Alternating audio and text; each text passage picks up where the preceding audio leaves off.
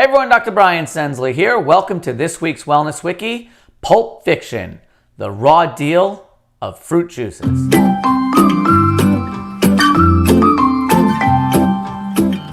Last week I provided you with 7 strategies to help you break free from soda addiction. Read that article here if you missed it or want a refresher. The link is in the show notes. The contents of that post brought up a litany of questions regarding fruit juice, so this article provides you with my take on that topic. Also, as I did with the previous post, I am offering you a way to delve more deeply into understanding sugar and carbohydrates better by downloading those chapters from my book for free. Again, look for the link in the show notes there. To juice or blend? A common question I've gotten for years is, should I juice my fruit and veggies or blend them? This is a very controversial conversation with strong opinions by experts on both sides. I take a common sense approach which I combine with my intellect and experience. One of the main benefits of juicing is it enables a person to consume a large quantity of important vitamins and minerals we call micronutrients.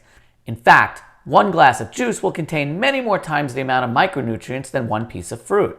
The reason is, once you remove the pulp of the fruit or vegetable, there's nothing left but liquid, enabling you to consume more. The problem is, the pulp contains the fiber, which no longer exists when the fruit becomes juice. Without the fiber, the sugar in the fruit or vegetable can cause a spike in glucose levels. Every carbohydrate affects blood sugar differently, so looking at the glycemic index of each food item can help determine the effect it will have on your blood sugar fluctuations. Major determining factors of a food's glycemic index include the amount of fiber it contains, the micronutrient content, the ripeness of the fruit, fat content, and whether the food is refined or not.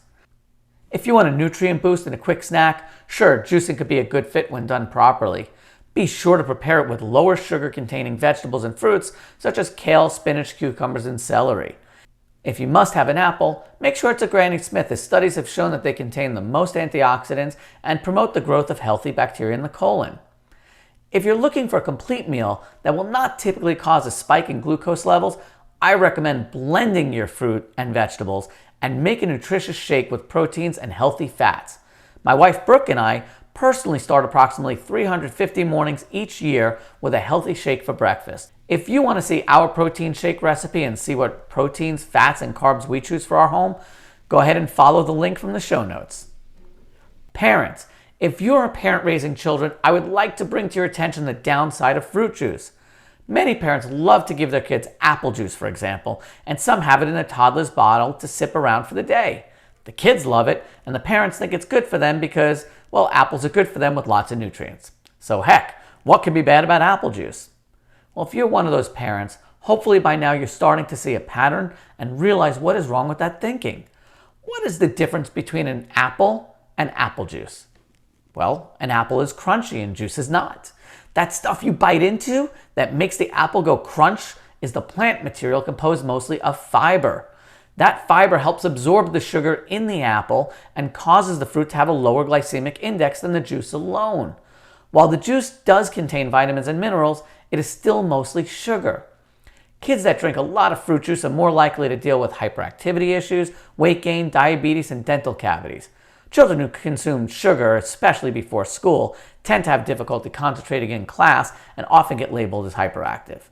I have no idea why schools still serve juice to kids during lunch or during after-school programs. They are setting themselves up for failure unless they want the kids off the wall hopped up on sugar. They are also setting the kids up for failure in the future, as those juices and the sugar within them are very addictive and create a habit that can easily lead to obesity and diabetes. Then the parents have to deal with either hyperactive kids if they recently consumed the juice, or kids who are crashing after the sugar high and don't want to do anything active after school. So how much sugar is acceptable on a daily basis? 0 grams of sugar is acceptable for children under the age of 2. For kids between the ages of 2 and 18 and adult women, the American Heart Association recommends no more than 25 grams of added sugar, which is equivalent to approximately 6 teaspoons. For adult men, the recommendation is no more than 36 grams or 9 teaspoons. To put that into perspective, a small 6 3/4 ounce box of organic juice, whether it's fruit punch or apple juice or whatever it is, the kids pop the little straw into, you know what those are, right? These contain 22 grams of sugar on average. That's an entire day's worth of sugar, and you know most kids are consuming much more sugar than that in a day. Sugar is sugar, and all sugar can affect the body in a negative way. However, the more fiber, vitamins, minerals, and macronutrients, protein, carbohydrates, and fat, that the food or drink contains, the less destructive it will likely be for that individual. I hope you found this Wellness Wiki to be helpful, and if you loved it, please share it with others that you care about, and make sure you subscribe to our YouTube channel and to Wellness Wikis. Until next time, we look forward to helping you and your family live your dream every day.